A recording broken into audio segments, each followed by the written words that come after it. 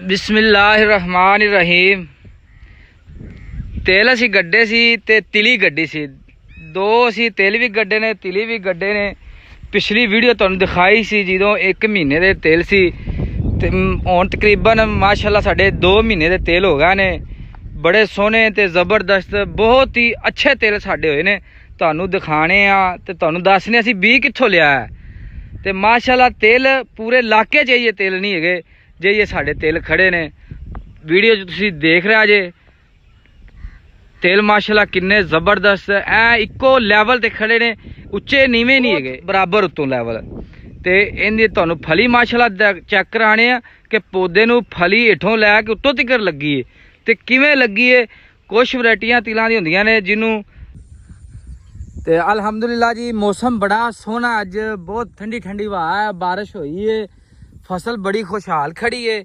ते तुहानूं असीं हुण दिखाने आ जिहड़े पौधे नूं फली किवें लगी है, इस वैरायटी नूं इस बी नूं किन्ना ज़बरदस्त है बी है साडा। तुसीं आ देखो वीडियो साडी पूरी वेखनी है, भजा भजा के नहीं वेखनी। अगर पूरी वीडियो वेखोगे तो तुहानूं समझ आवेगी। ते साडे चैनल नूं जरूर सबसक्राइब करना है ते अपने दोस्तां नाल साडी वीडियो जरूर शेयर करनी है। इधर तुसीं देखो माशाअल्लाह पौधे ते तुसीं मुੱਢ नाल देखो 4 इंच छड्ड के उदों बाद फली शुरू हो जाती है। ए तुसीं देखो ते जिवें जिवें उत्ते आंदी जाती है ते माशाअल्लाह फलियां दे गुच्छे बजदे जांदे ने। ए तुसीं वीडियो च देख रहे जे गुच्छे बने हुए ने। ये वैरायटी हकीकत कोई एडिट नहीं की हुई वीडियो। तुसीं आ देखो किन्ना ज़बरदस्त गुच्छा उत्तों लैके हेठों तिकर मुੱਢ तिकर इंदा है। इहो ही कंडीशन है, इहो ही पैदावार है। इहदे नाल ज़्यादा इस तरह का बीज तुसीं गड्ढो ते झाड़ भी एवें ही निकलता है। कम से कम 20 तो उत्ते उत्ते इंशाअल्लाह ये साडा फी एकड़ जिहड़ा झाड़ देवेगा। ते माशाअल्लाह बहुत ही अच्छी वैरायटी है साडी ये तिलां दी। ते अल फतेह बीज स्प्रे सेंटर चूनिया तो तुहानूं मिल सकदी है। ते अगली बारी तुसीं जरूर अल फतेह बीज स्प्रे सेंटर जरूर विजिट करना है। ये उत्थों असीं वैरायटी लई है ते उत्थों तुहानूं इंशाअल्लाह जरूर मिलेगी। अगर तुसीं साडे कोलों लैना चाहते जे ये बी ते साडे नाल कमेंट्स दे विच साडे नाल जरूर राबता करिया जे। नंबर साडा मौजूद है, साडे नाल जरूर राबता करो। तुसीं साडा बस यही मकसद है जिमीदार भरावां नूं बेहतर तो बेहतर पैदावार लै सकन, फसल दी बेहतर तो बेहतर जिहड़ी फसल काश्त करन।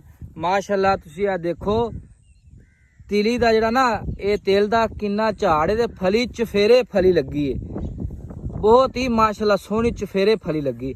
ए तिलां दी वैरायटी ये तुसीं गड्ढो ते इंशाअल्लाह 20 तो 25 मन तक झाड़ ये जिहड़ा बीज दिंदा गारंटी नाल।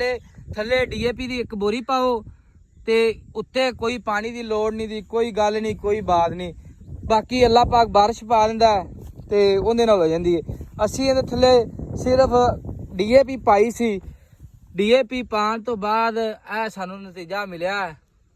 ए देखो माशाअल्लाह इहनूं आंदे ने तिलां दी वैरायटी ते पैदावार। इत्थों भी इस तरीके नाल फल लगा होवे 20 तो 25 मन निकलदे ते तुहानूं असीं फिर टुर के जिहड़ा असीं वहाने पिया तुसीं देखो विच एक एक पौधा तुहानूं चेक करा रहे हैं। ए तरीके नाल जिहड़ी इस वैरायटी नूं फल लगदा ते इंशाअल्लाह झाड़ भी उवें निकलेगा, अल्लाह दे हुक्म नाल निकलेगा। ते तुसीं साडे नाल रहना, वीडियो साडी पूरी देखनी है।